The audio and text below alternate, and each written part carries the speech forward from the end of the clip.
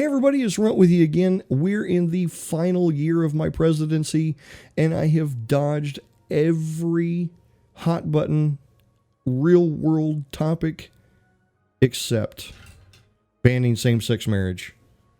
I can't avoid this one. I've got to make a policy decision or I cannot move forward in the game. But on the upside, we've got Ghostrider with us again. And he may be taking over. Ghostrider, are you going to run for president? You made the job look easy. I'm thinking about it. Well, let's see if you get elected, buddy. Anyhow, the economy is doing fantastic. Our health is doing great. Our education is off the charts. Unemployment is a non-entity in the United States that I've created. Crime as well. Poverty, I'm okay with it. So let's jump right into this topic here. My ears are burning right now. As people are watching this video, they're going to be like, "Oh, I'm going to unsub." That's it. Well, and I think it's important to remind everyone that the opinions we're giving aren't necessarily our personal opinions. We chose a political stance as we started this, and so we're constrained by the game, and we also choose to be constrained by our political stance. So. Absolutely. So don't read into this. This is not 100% my political views or Ghostrider's. This is playing a game. Take it as it is. So, with that caveat in mind, let's talk about this. Ban same-sex marriage. Until recently, it hasn't been an issue. Marriage has been a straightforward issue and a ceremony reserved for heterosexual couples, but increasingly, the more liberal ministers have been carrying out same-sex marriages. Should we ban this at the constitutional level? Option A, we ban it. It's crazy to allow this travesty of a religious ceremony to take place. By standing by and doing nothing, we are silently condoning the practice. The church will be outraged if we don't move quickly to put a stop to this. Or B, allow marriages. There are no good reasons to ban such marriages. It's no business of the state to interfere in the relationships between loving couples, regardless of their gender. Placing a ban on the kinds of relationships our citizens can have or form is an unforgivable intrusion into the people's private lives. We've already set precedents on this. Easy way to put it. Back when we were talking about creationism versus evolution. Right. We are not condoning, in this administration, any state-sponsored religion. A. And B, it very well goes into the absolute liberal, the worldview of liberal, of, life, liberty, pursuit of happiness. It's really, as far as contextually in the game, it wouldn't make sense for us to absolutely flip-flop our policy and support religious intervention at this point, in my opinion. Yeah, absolutely. I mean, we've taken the stand before that the state should not be taking a position on religious issues for or against. A marriage is kind of two things. One, it's a religious ceremony. The marriage has a meaning inside different religions.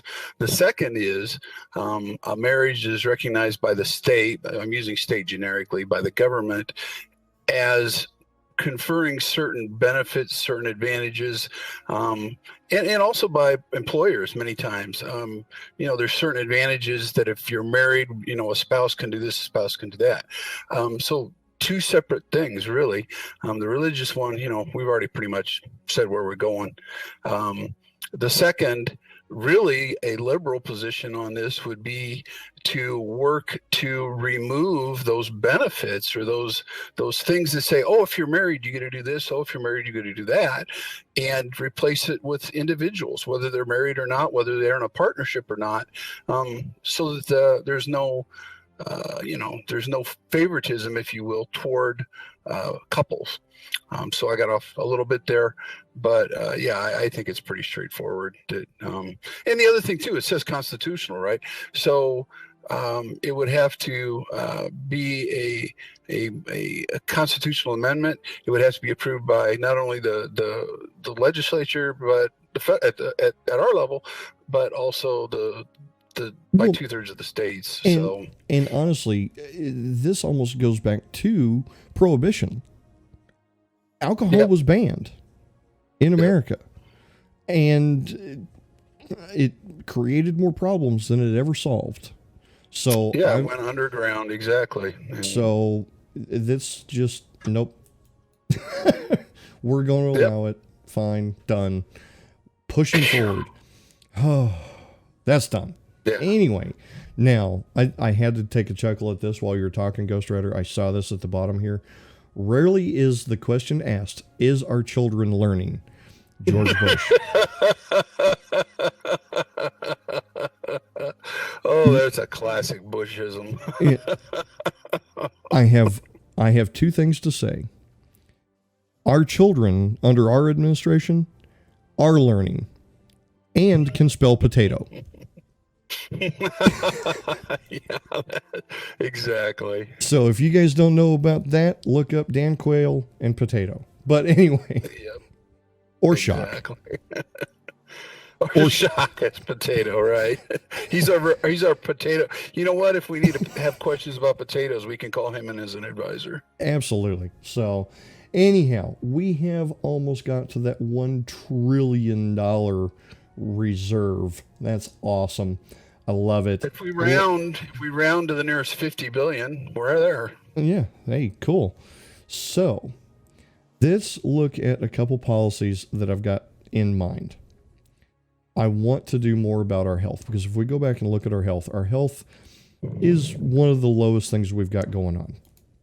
Yeah. So let's look at under...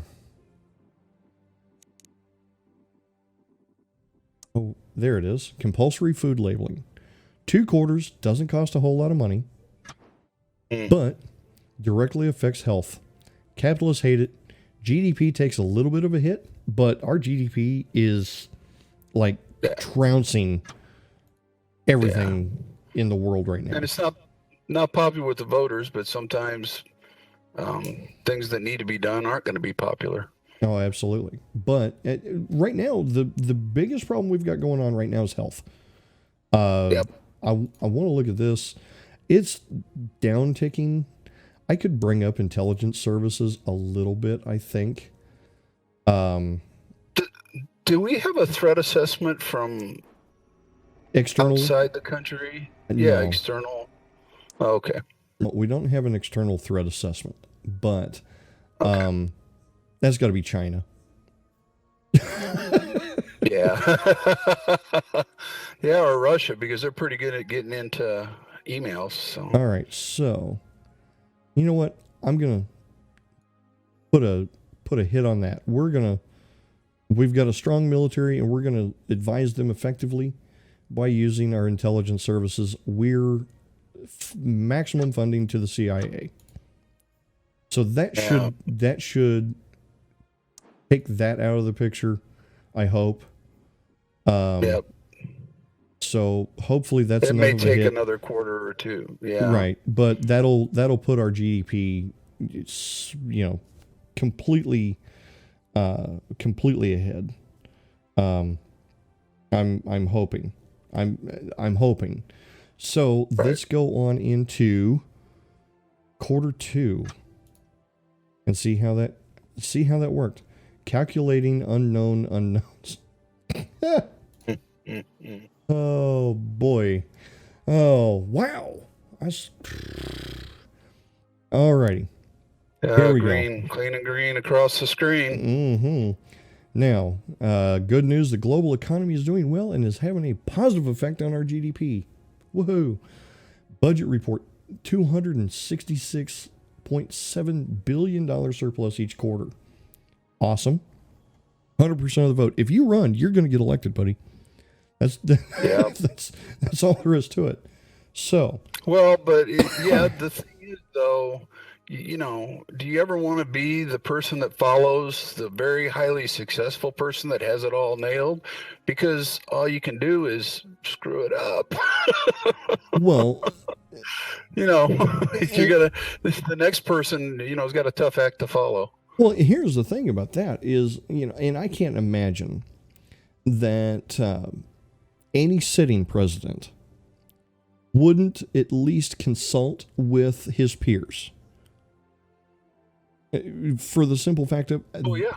they know the job. They've been there. They've done it for however many years they were elected. So, Oh, you know what? We could put out a constitutional amendment to increase the number of terms. no, I'm gray enough as it is, and I don't know. I don't know if you've noticed, but I've looked at pictures over history of presidents when they become elected versus presidents when they leave office. Man, you want to talk about some cotton ball looking people. Holy cow, man. You talk about the most stressful job on the planet. It's got to be 100%. We're joking about it, laughing about it, and making educated guesses about how to solve problems within a game. I can't imagine actually sitting in the real office. That would be an immense task.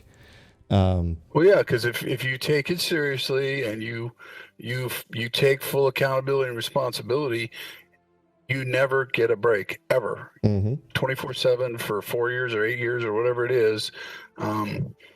You have to be on the ball, on the game the entire time. Absolutely. So we've got a policy question, and it's going to be banning livestock imports.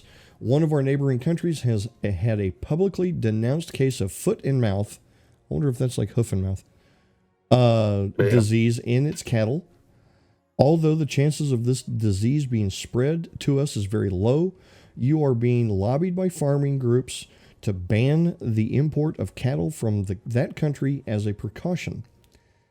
We can A, either reject the ban. There is no statistical or scientific basis for a blanket ban on livestock imports from that country. The outbreak is highly contained and poses little risk. There will be an unpopular move overseas, which will be seen as a blatant protectionism. This would be an unfair and unjust embargo of foreign goods. Or B, approve the ban. It's not just worth the risk, however slight it may be, of us importing this disease to our country. The only real way to deal with it is the mass slaughter of cattle, and our agriculture industry would not survive that. This may seem overcautious, but better to be safe than sorry. If the situation was reversed, they would do the same to us. And that's a lot of people don't understand why. I know this from when I went to Egypt. We couldn't bring anything back with us that had sand in it. And it sounds odd. Nothing with sand. All of our stuff had to be cleaned and decontaminated. That's why you can't bring fruit and other, produce from other countries, whole 9 yards, Right. is because the environment, if we reject the ban, that's basically, you're throwing a possible unknown into the ecosystem. And it's just, you never know what it's going to do. It's like the jumping fish, the jumping carp in whatever river. Oh, don't even talk to me about that. I lived that. That's nasty. Yeah, the Asian carp.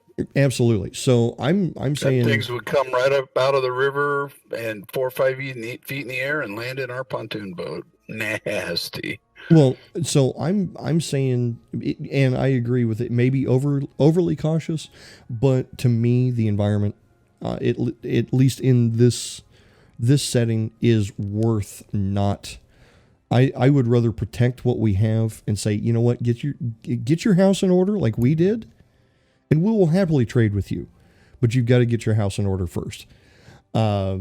So my lean is toward approving the ban. Yeah, I agree with you. There's really not enough information here. You know, if if this is we're getting 30% of our beef in the country is being imported, it's going to have a major economic impact. It might be worth a little risk. If this is a fairly small percentage of our total beef consumption, cattle, whatever, then there's really no downside risk, and the risk, even if it's a 0.001%, if it happens, the outcome's terrible. So I agree with you. Alrighty, so we're going to do that, and we're going to look into what we've got going. We've got $1.225 trillion in surplus. That's awesome. Yep. Awesome. Yep. So what else? Oh, that'll go away shortly. Yep. Oh man, if we could just, I should have done something to counteract that a little quicker, and it'll probably be off the board. I think it'll be shortly. off by the time Yep. So, I mean, what would be nice is, like you said, to do something with. Well, hey, we got too much money. We need to give it back. It's not really our money, right? It's the money the taxpayers give us to run the country, and if we're not using it, and we have an adequate reserve, then they should get to keep the money and not send it to us. That's my opinion. We're making $1 trillion a quarter off of income tax. I'm saying this. Well, no. Our reserves is $1 trillion. We're making 266. No. Oh, hang on a second. I got it. I misunderstand what you're saying. There's $2 trillion a quarter coming in. Mm-hmm. And of that, 1.12 is income tax. Okay, I misunderstood what you were saying. Yep. You are correct. So, I don't want to lower it a whole lot, but lowering it a couple percentage points from 37, 34, what's it at normally? 1.1. Yeah, 1.1. Let's drop this back. Okay, I don't understand. How can lowering the income tax only have an 18% popularity with voters? Because they think I'm going to raise it. That must mean if you raise it, it probably is only 18%. But so I'm going to go for a flat 30%. What was it originally? 1.1. So okay. Yeah, that's fine. Yep, so I'm with you. This is putting the income tax level back where it was when we started. Yep. And the middle income, they pick up 9 percentage points of income. That's yep. Capitalists love it because they're not paying as much. Socialists really love it. Brings equality back for everybody. Everybody's earnings go down a little bit more. Everybody's earnings go up. I'm looking at this reversed, and that's why the green and the red throws me off every once in a while. But let's go ahead and enact that. It only costs us 7 political capital to lower the income tax rate. So I'm willing to do that. So, and we should have still a $66 billion surplus. Right. So, you know what? I got a transportation thing that I think I want. I can't do it yet. Dang it. Is there anything more we can do with healthcare? Well, we could do healthcare vouchers, but that's expensive. Wow. Yeah. I'm not sure that. Yeah. We could do for energy, economy, maternity leave. That's just no. Welfare, state housing, no. Let's do this. We're doing great. Come visit. Oh, yeah. Come visit the United States. And I'm going to save that political capital because I want to see how big of a hit in the surplus we just took. So Okay. let's go on into and see if we can get our GDP to be complete. Oh, no. Oh no. Uh, Well, we still have a boy, this surplus. game. This game is kicking me in the mouth every time I turn around. I don't know, man. You still got a trillion of reserves. Um, that's Yeah, still really good. Still really good. absolutely. So health is going up. GDP took a pounding. Um, yeah, we may not have done anything wrong, but a crisis in confidence in overseas mortgage market has led to a global market meltdown. Big financial institutions are panicking, and there's likely to be a medium-term drop in the strength of the global economy with resultant impact on us. Man. Now, it's funny. Speak of Dan Quayle. I was going to say, I just brought up Dan Quayle. But anyway, so nothing that we need to decide. We're just riding the wave right now. Campaigning for you. Yeah, $1.5 trillion dollars in. Oh, you. You sneaky. Yeah. The U.S. is being DDoSed. But. Oh, we've got a. You know what? I'm going to try to get people something to be proud of. Oh, that's a great idea. You know what? We did it with the Super Collider. Whole 9 yards. Let's go for it. $57 billion a quarter. We may be in deficit spending. But, well, yeah, you may not be old enough to remember the excitement about when sections of the interstate system were opening and how much time you could save and how proud we were that of our nation doing it and all the construction and everything that. So this is a similar. Well, man, if you could cross the country or even long distances at 200-300 miles an hour, that would be outstanding. Absolutely. And use a portion of the fuel that an airplane uses. I know a lot of people. Absolutely. I know this because I'm an avid flight simmer. I've flown for more than 1,000 hours on VATSIM, and most of my flights were using the Boeing 747-400. And when you look at that plane, you know it's going to be a fuel hog, but until you put it in relative terms of how much fuel, it seems unreal. The plane, a lot of people don't realize, weighs close to 1 million pounds fully loaded with fuel and everything.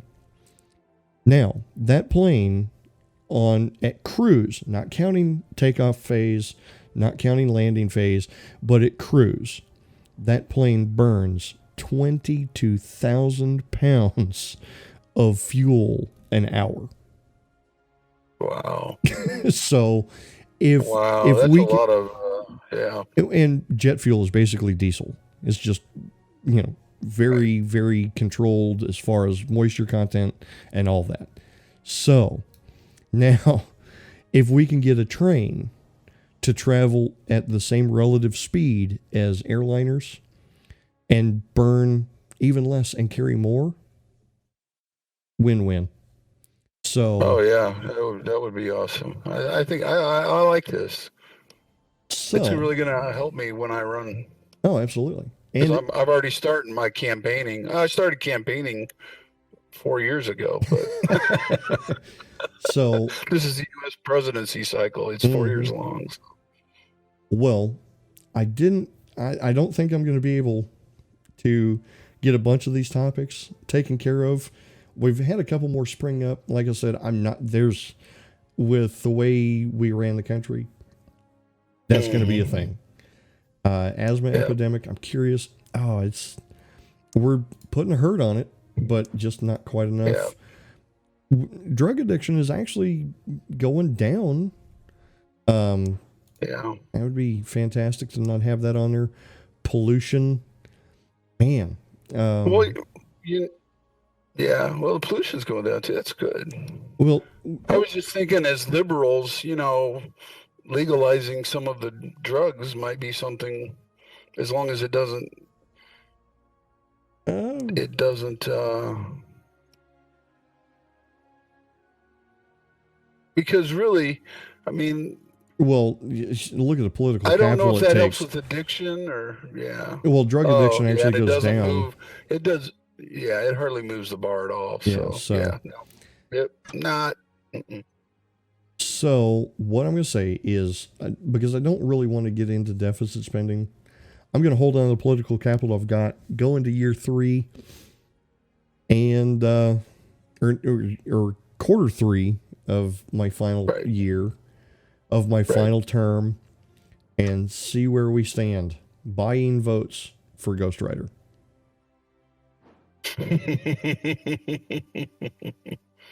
Our GDP Well, is look at that. is Still rising. 100%. Well, our GDP is rising again. We're getting more of the pie. 158, 158 billion. We're Yeah, no, we're oil drilling opportunity. We just started a national monorail. We were talking about trying to reduce oil consumption and cars and everything yep, else. I'm not even going to look at it. I'm going to prevent drilling. I just yeah, it's yep. Yep, we're not even going to talk about that one. Uh, let's see where we go. Is ah ah ah. Yes, yes, yes. But Excellent. I don't get to see it. It's gone away. We get that one's marked Well, off the oh board. yeah, when you cycle it, When I when we cycle it, cycle it, it's it'll going go to be away. But going into the election. So, right. anyhow, No, you anyhow, did.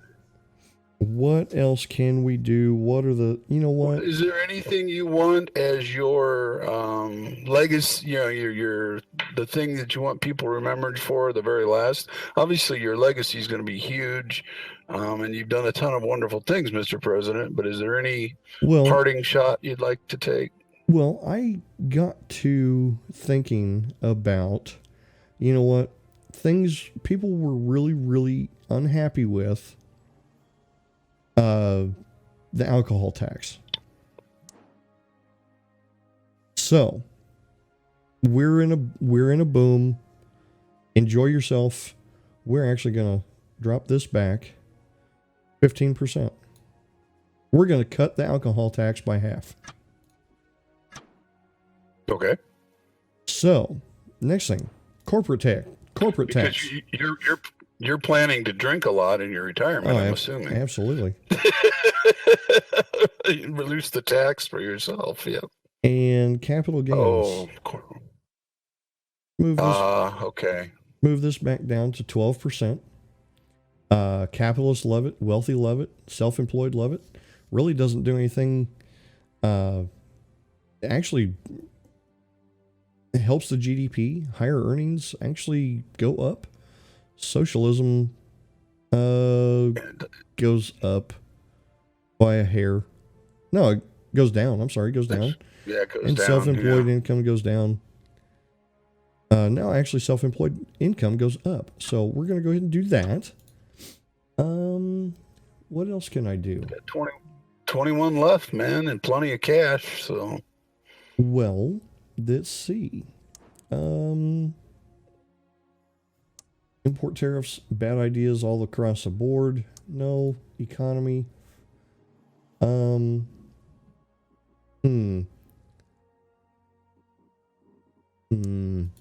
What do I want to do? These things just, no. University grants. You know what? My lasting legacy is going to be the education of our young people. And I'm going to generously grant people money to continue with the successes that I've given them. We're going to move forward with that. And let's see what else. That was in public services, youth politics council. Sure. It's 100% popularity. Outstanding. We're going to apply the changes. We've got 6 political capital left. That's just spend it. Social Justice What's Foundation. that? Wait a minute. Let me read this one. Foundation deals with worries and problems of poor and won't give them a better life. It just makes them feel better. Yeah. I don't know what it's. Yeah, I mean, I'm a little. Well, it's kind of seems like vapor. Yeah, it's kind of placation, I guess. Yeah, I mean, I'd rather spend the money on more education or. Well, we could do a National Business Council.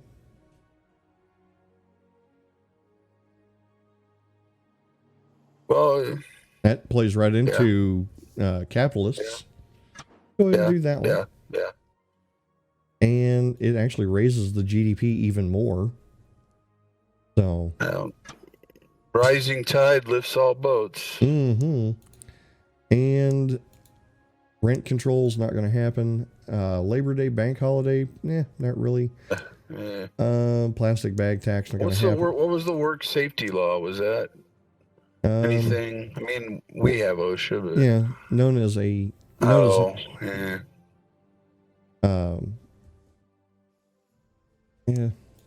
a fan. Social justice. No.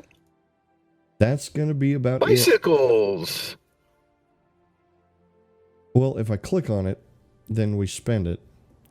Campaign highlights the many advantages that bikes have in our cities, whether to get through heavy traffic with ease, save money for fuel, or to help prevent unnecessary pollution. The bike offers many things for many different people. They just don't know it yet. You know what? Fine. Let's go ahead and do that one. It actually raises health. Rail and bus usage go down. Excellent. Okay, cool. Now, because we did start the monorail thing, I can't do it. Can't do it. Never mind. That's the end of my presidency. Let's see what happened. What do you say? Yeah, I want to see the final outcome. Alrighty. Compiling misleading statistics, not a good point. Alrighty, buddy. So do you think I got elected? I'm pretty sure. You're part of my cabinet. Oh, look, 0. 0. Wow. You're going to go down in the history books better than Reagan did. Oh, wow. Look at that. That's fantastic, buddy. Yeah, that's amazing. Yeah. Well, congratulations, Mr. President. Look at that. Everybody above 90%. Everybody 93 is the lowest. Wow. That's fantastic. And those unions. Out of that, man. That was unions. Unions hated me, but they still voted for me. So let's see what all changes were made. Health went up by 73%. Education was up. Crime was down by 76%. Violent crime kept going down. Poverty was down. Equality, technology's up. Working week stayed the same, and we made a ton of money doing it. That's good. Environment was up. Car usage is down. Rail usage and bus usage, mass transit, productivity, unemployment down by 45%. CO2 emissions, air travel. Look at that productivity hit. Productivity, 37%. That means the same amount of inputs of raw materials, labor, capital, whatever, is what used to create $100 worth is now creating $137 worth. That is huge. Energy efficiency, we're 50% more efficient with energy. Wow, and you got the immigration. We were talking. What did you say? Bring me your. I forget the quote. Well, it's the quote on the bottom of the Statue of Liberty, and I can't remember it specifically, but oil demand, racial tensions are down, international trade is up, high earnings, middle earnings, everybody took a bump. GDP, oh my God. Wow. Oh, wow. Private healthcare is up. Private housing is up. Private schools, private pensions. More smokers. Oh, wow. Huh. That was a major detractor to health. One. Yeah, that's the only one. alcohol Wow. consumption, traffic congestion, tourism. That's fantastic. So, guys, I hope you like the series. Let me know if you want Ghostrider to play this game. I think he's got it. And who No, knows? but I can get it. So Maybe he'd do a series on this, and maybe I'd jump in and help him or be his vice president, whatever. Let me know in the comments below, and remember to like, comment, and subscribe. Hopefully, Donald Trump thinks that this America is great and keeps it that way. So until next time, guys, it's been a blast. Can't wait to talk to you again, and we'll see you soon. Bye now.